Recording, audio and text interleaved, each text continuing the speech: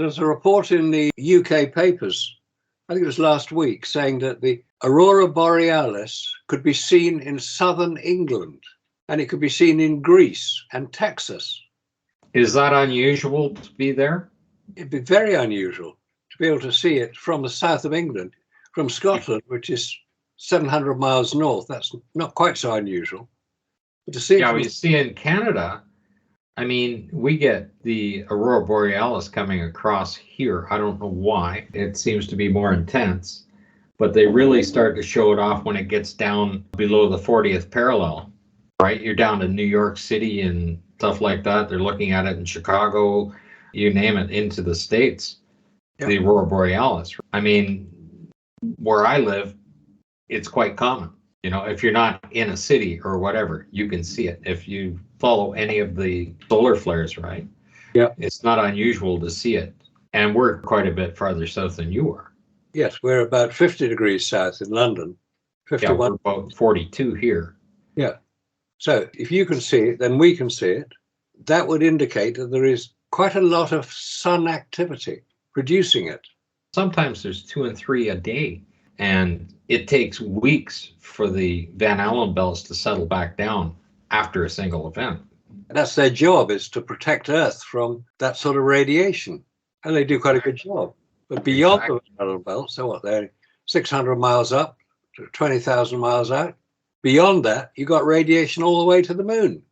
It doesn't stop at the belts. It carries on. We get comments on there going, well, it was only this classification of stuff. It's not an X classification. And then there's guys going, well, if it's not an X class, there's no X-rays. Well, no, you have, what are the classifications? S, M, and X. And then for each one, you have intensity level of 1 to 5. So when you get an M2 or an M3, and it's giving you beautiful Aurora Borealis effects, those classifications do not define the radiation and the fact that if you were out there in a spacecraft when an M2 hit, it's going to kill you. If you're beyond the Van Allen belts, because there is no protection, that's going to kill you. And these people are going, well, if it's not an X class, then there's no X-rays. No, and then another guy's going, well, the sun only emits soft X-rays. Oh, is that a military helmet? What do you got there? It's a golf ball. Yeah, it could be anything like that, but it's beautifully designed, isn't it? That curve across the bottom is just incredible. Yeah, he's trying to swim on the lunar surface. You see this guy here, you know, he's a skeleton or a doll there. I mean, there's the eyes, nose, there's the hands coming out. You know, he's trying to swim on the lunar surface. This must be the Sea of Tranquility. Oh, I see. I see. Could be another one of those little baby dolls again. That's a good one for anybody with pareidolia, right? Oh, It's the curvature that could not be there. That bottom curve is not a beautiful ball, but it's the curve underneath it that simply can't be there. No, this is ridiculous. It is. I mean, there's just so much stuff that they just shotcreted over, right? Yeah, because when they were taking all these photographs here on Earth, because they couldn't do it on the moon, they didn't know what the moon looked like close up, so they just invented it and put a few little things like that in, saying, well, people will find that interesting. It's probably something that they acquired in the landfill site. There are people talking about building a lander, and they're back to like how many feet of dust is on the lunar surface.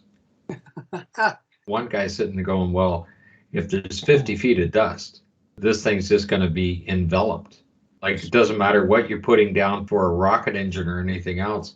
It's just going to go down into a cloud of dust, and none of the equipment's going to work, right? It's just going to be buried.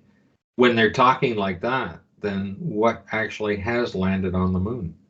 Manned or unmanned? Chinese craft have. Well, that's what they claim. Yeah, Indian craft. That's what they claim. But why is this dust configure coming up? Are they up on top of some kind of a mountain or whatever? Because there's no wind to blow it away. There's no rain to pack it down. There's very little gravity as well. There's very little gravity. You've got photoelectric charge that levitates it. It's going to land back on everything. But when you look at the official Apollo photographs, if you notice, all the mountains are dead smooth. Oh yeah, yeah. Well, they're beautifully rounded off. They are ground down. They have had erosion characteristic to them, which is unbelievable and smooth as anything. But where they're standing is a gravel pit. Makes no sense. None of it. Yeah. None of it makes any sense, as we're beginning to find out. Well, remember that one subscriber, what he did? He did a little bit of math and just going over so many millimeters per year. And then you add that over 50 years, add that over 500 years, 5,000, and so on and so on. And you're just over 50 years, you're going to get 1.9 inches of lunar dust levitating, coming down, levitating. Now, after it does that, you're going to have a little bit more, which would mean that those retroreflectors that were placed on the lunar surface, so they say, would not function because you would get no return. They would be buried in 2 inches of dust. At least, yeah. That's over 50 years. 50 years, 1.9 inches of dust. Now multiply it into 4.5 billion years and see how many feet of dust are there. That is the problem. So why didn't they sink in it when they landed? Because they had a craft went down early and blew it all away. Yeah, leaf blower, sure, yeah. Yes. Yes, another anomaly. Yeah. Well, you put a NASA sticker on it, they can do anything. Of course they can. Magic NASA. Yeah. Not always scientifically accurate.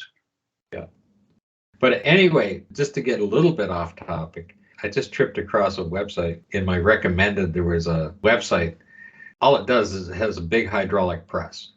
And I mean, the guy puts a tennis ball in it. He puts a Barbie doll in it. He puts whatever. And of course, he put the batteries in, and of course, they cut fire. That's the only thing I was interested in. His entire website, the only thing he does is he drops like kids' toys in, Legos, you name it. And he puts the hydraulic press down, and you watch them squish. Nothing else on the website. 8.56 million subscribers.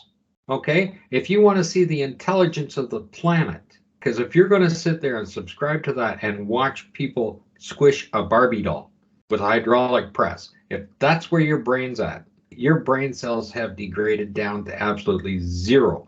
I mean, we should have that many subscribers. Yeah, of course. Because we have something intelligent to say. You think people want to find something intelligent to look at. And if you want to see how screwed up this planet is, and you see websites like that draw that many people to it.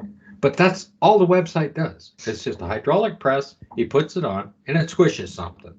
That's it. When I was interviewed on BBC Radio 2 by a very good interviewer called Steve Wright, who's now moved to another station, I said to him, look, ask me the hard question. I mean, this is a national radio show in the afternoon on Radio 2. It's not a television show, it's a radio show. I said, ask me the hard question, Steve. Okay, he said, I'll do that. First question to me, after he'd explained my position, nobody's landed on the moon, etc., etc. He said, Marcus, shouldn't you be locked up? And I said, only if I'm wrong about not landing on the moon. After that, it was plain sailing. It was dead easy because he'd asked the hard question. He got an answer, a reasonable answer. I wasn't making fun of him or anything. He'd asked the hard question, he got an answer, but he couldn't follow it up. Everything after that was softball. Oh, what about this? What about that? I said, no, this is the answer to that. So ask the hard question. It seems to disarm people because if they're given permission to ask the hard question, which I will do quite reasonably, and they think, right, we can ask the hard question, we've got him, and they ask the hard question and they haven't got him, i.e. me, everything after that is plain sailing. And when I ask hard questions, which I've done to Peter Bassett, I forget what the question was, it was a pretty routine one, and he couldn't answer it because he didn't know the answer, because he hadn't researched the answer, because he didn't know the question in advance. That never happens, or it should never happen. You should never have the questions given to you before you get to answer them, because you can't be spontaneous. If you're asked a question, you have to have a spontaneous answer. Maybe you'll make a fool of yourself. Maybe you'll come unstuck. I mean, I spent 3 hours on Coast to Coast with George Newry. And that produced some remarkable results. It produced Jack White offering his photo analysis of Apollo. This is 20, 25 years ago, which is now all up on the Auroras website. Jack White's now passed on, but his work is maintained forever. So good things can happen. Well, speaking of asking the hard questions, when the Apollo 11 astronauts were being interviewed in that famous interview, they weren't properly debriefed. They obviously did not get questions in advance, and they had no idea whether to agree on whether they saw stars or not. I mean, they were caught with their pants down. Yeah, they were. Quite literally and it wasn't a hard question, because if you were there, you would know the answer. Of course you would. Yeah. And that's the whole point of that particular interview. There should be no disagreement on such a simple question like that. Given the fact that their guidance system was partly using a sextant and the stars to go there, it's kind of say, well, do you drive your car blind kind of thing, right? Because if you can't see the stars, their guidance system isn't fully functional at that point. You've got to be able to see the stars if you're using a sextant to navigate by. Well, which are you looking at? I don't think it was a hard question. No, it wasn't. They were being asked, but they should have known the answer. Yeah. And the person who asked that question was Patrick Moore, That's a right. UK-based astronomer who has his own television show on The Sky at Night, the longest-running single-presenter television show in history. Yeah, he was there for about 60 years presenting it. And he was a respected astronomer. He writes books on it. He was very enthusiastic about Apollo. He interviewed Neil Armstrong on his show a few months after that, gave him a very easy time. And Neil Armstrong looked a bit embarrassed, a little uneasy about the whole thing, almost as if he hadn't been to the moon. And here were people asking him questions about what was it like on the moon? What did you feel? What did you see? And he didn't really answer the questions. He was answering in the third person all the time, wasn't he? Yeah, it was. Yeah. And that wouldn't be like that if you experienced it yourself. No, if you were on the moon, you'd say, I saw this, or this is how I felt. You'd answer from a personal viewpoint, not as Neil Armstrong did from a third person viewpoint. It is said that you could see. I mean, that's not a proper answer. Again, it shows Neil Armstrong probably, almost certainly wasn't on the lunar surface because he couldn't answer the questions. And they weren't even hard questions. They were softball questions. Exactly. That's the whole point. When you're talking about hard questions, they were never given hard questions. No, they weren't. None of them were. None of the astronauts were. Well, Bart Sibrel might have given them a hard question. Oh, Bart Sibrel, that. He gave a hard question, and he got a soft knuckle sandwich back from a senior citizen. So Bart's a pretty sturdy boy. I don't think Buzz would have much of an effect on him. No. And Bart's question to Neil Armstrong, when he finally caught up with him, would you swear on the Bible that you walked on the moon? That was his question. And Neil Armstrong's reply, how do I know it's not a fake Bible? And you think, hang on a minute, what a stupid answer to give. That's really right off topic, isn't it? It's diversion. Didn't he offer him like $5,000 or something to give to his favorite charity or whatever? Yes, he did. Kind of thing in there. I mean, just even for that fact, that's a pretty good incentive to put your hand on the Bible and say, yeah, I walked on the moon. Yeah, that's what you do. Like, there's absolutely no reason to not be able to walk up there and say, yeah, I was on the moon. Stick my hand on the Bible. What else you want to do? Stick it on your barbecue, but I'll put it here. And if you want to send the $5,000 out, yeah, I can say that. That's another anomaly in itself. Yeah, it is. It's an anomaly. I mean, these are highly trained, very well-known individuals because they were all being promoted in magazines and on television programs. The new frontier, the brave astronauts. They're going to go where no man has been before. We're going to walk on the lunar surface. They were national heroes. They were very well-known people. And you ask them, well, did you walk on the moon, Mr. Armstrong, Mr. Aldrin, and the rest of them? I think 3 of them actually agreed. They did swear on the Bible. I think Gene Cernan was one of them that swore on the Bible. Or Ed Mitchell kicked Bart Sibrel in the backside and told him to get out of the house, threatened to have him whacked. Michael Collins, he got very angry, very upset. You think, well, hang on. Why would somebody who'd walked on the moon not be prepared to agree to it and say, look, if you don't think I walked on the moon, you're an idiot. I walked on the moon. Where's that Bible of yours? Right, I walked on the moon. And be able to sit down and say, I'll give you every detail you want. Yep. I'll tell you exactly what happened, exactly what I felt like. Yeah, the full experience. Yep. And that's what they should be doing when they were out doing presentations. They should sit down and give that full experience. I told you about my experience with Walt Cunningham, Apollo 7 astronaut, who was doing a talk locally to me here in the UK many, many years ago. He was obviously a very well-known astronaut at the time. And I watched as this probably 10-year-old kid came up with his autograph book and said, please, would you sign my autograph, Mr. Cunningham, sir? And he said, I don't have time for that rubbish, go away.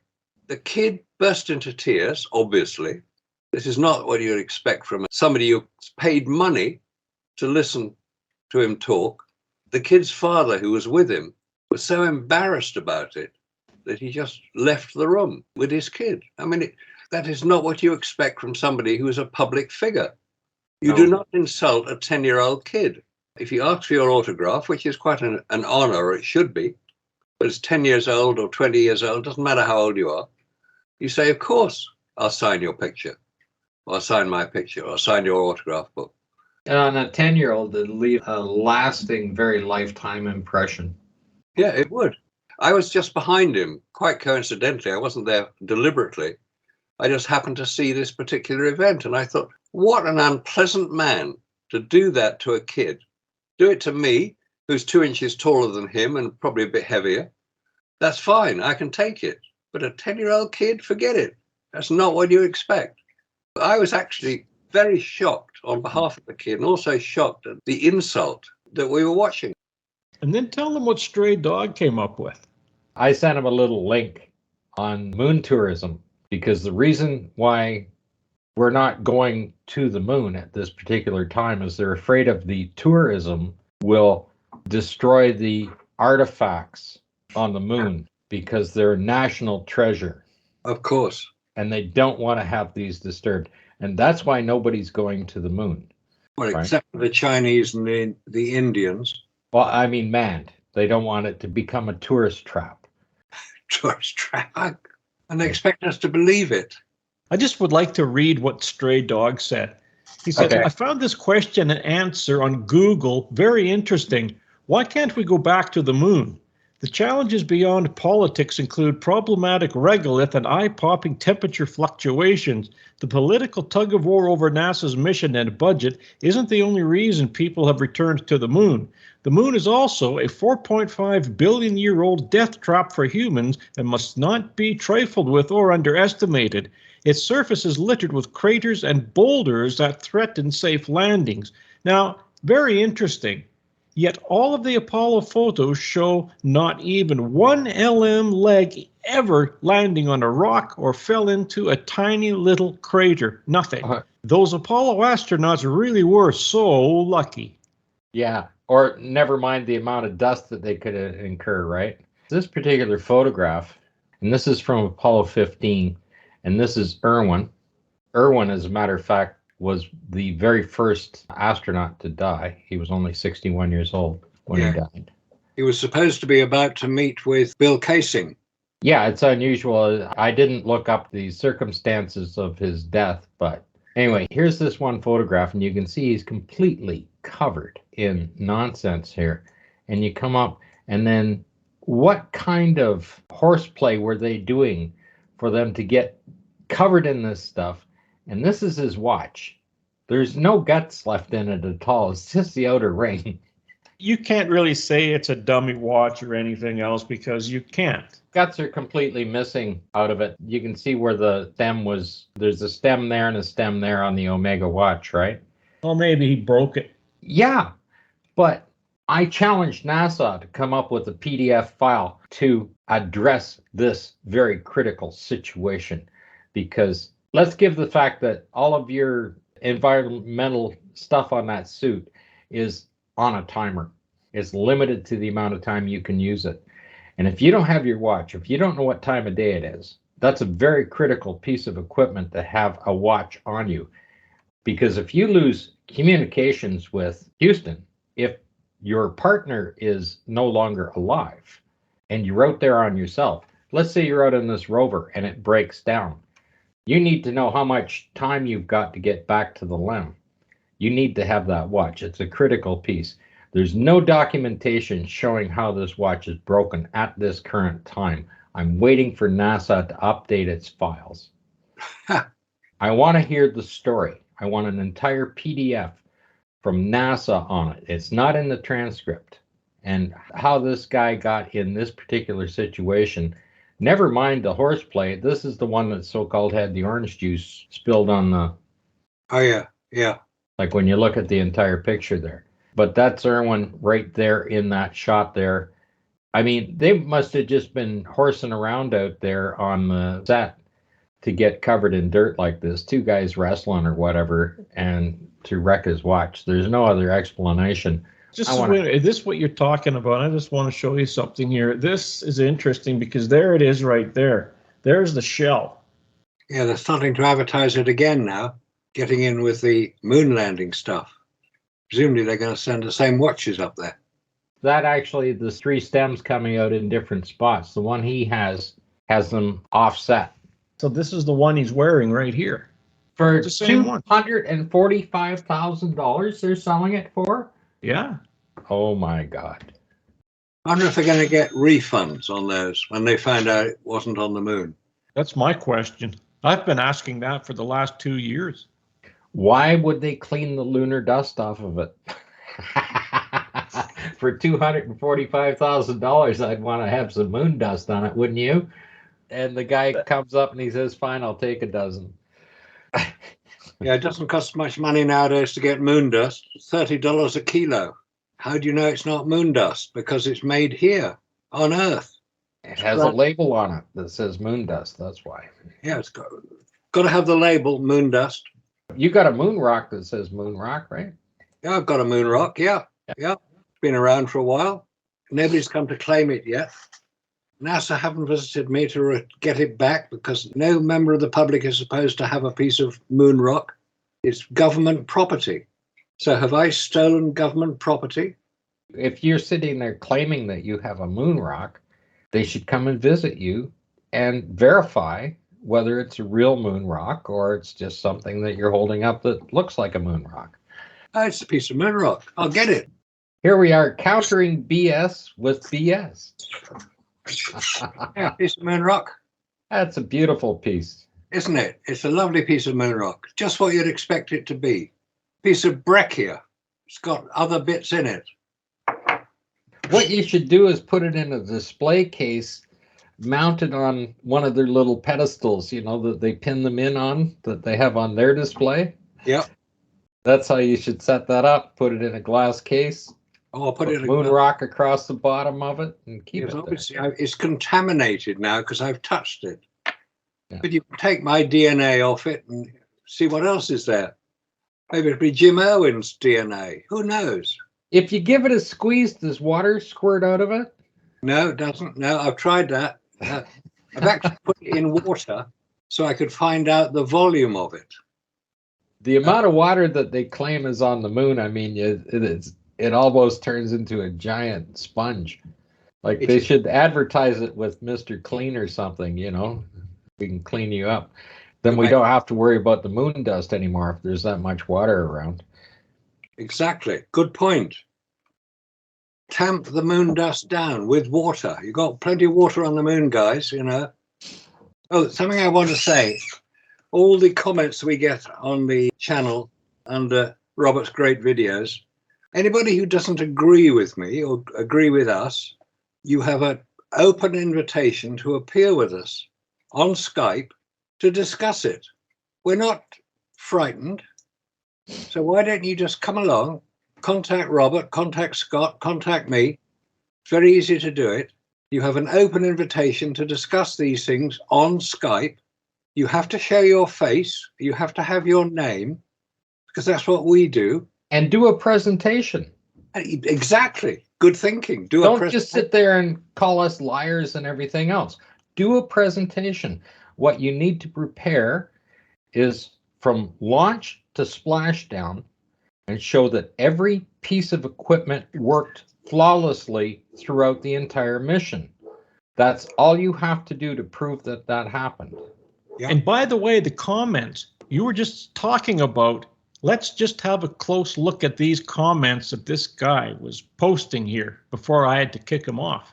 This is absolute lunacy at its best here.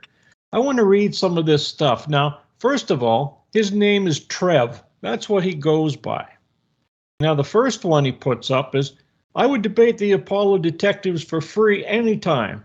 So I told him, I says, okay, you come on here, you make a presentation. I says, we record each Monday from 8 to 10 a.m. PST. And he comes back. Then he said, I don't have Skype. And I says, well, it's very easy. Download it and then give us a call. And then I left him the webmaster at apollomoonhoax.net. And I said, when you have your presentation together and you have Skype downloaded, then you give me your link. I will add you to the show. But you have to tell me when you want to be on. Then he comes back and he says, I'm only 14 years old. And then after that, I said, well, I can't have you on here then because that violates YouTube terms of policy. Now today, he's saying that, oh, Apollo detectives, I have a friend that would debate you for half an hour. So then he comes back in a fresh fake account and says, oh, wait a minute, I'm now 18. I can debate you. So now he says, I have a friend that would like to debate you for about half an hour. I will not answer him anymore because I've had to delete 2 of his accounts now because of this. He just won't stop. And I'm sure it's one of the Bertie bunch or one of those guys have put him up to it. So, but the point is that no matter how much we offer, I've offered Simon Dan 500 pounds. I've offered Jerry Stone 1,000 pounds. I've offered other people 400 pounds to come on for anywhere from 30 to 60 minutes. It's not bad money. And we're talking about British pounds here. And now we have this guy. And then we had another guy on Randy's channel pulling that same stuff last week. And then before that on Randy's channel, then it was Cleric 58, who, by the way, Stray Dog figured out was gigaparsecs. Yeah, well, they're the same guy. So here we go again. Again, like you said, Marcus, why don't these guys just come on and have a discussion? Why all this nonsense? I don't get it. And I'm not wasting my time with it. Now, Blue Earth Thing was at least willing to show his face, discuss it with us over quite a long period of time. This 14-year-old kid, when he was emailing back and forth, and Robert said, no, I'm sorry, you're too young, can't have you on. And he comes out there and he says, I'm an American and I demand my First Amendment rights to free speech. I commented back, I said, that's limited to the country in which you live. Yeah, exactly. And the name of his channel is Flat Earther Can't Stop a Bull Moose. Yes. So let's just repeat it, shall we? There's an open invitation to anybody who wants to appear on this channel to discuss the Apollo moon landings with us. So come on, you guys who are so knowledgeable about the subject, so critical about what we say, you can correct us. You can produce your evidence. We want some NASA employees on here. Yeah, I'm sure there are plenty of NASA employees who listen to what we say, mainly the ones who have to keep the record straight. So come and discuss it with us. We can give you some good information. What's the problem? Why aren't you willing to do it? Why aren't you prepared to show your face, your name, and discuss with us what you consider to be the real Apollo information?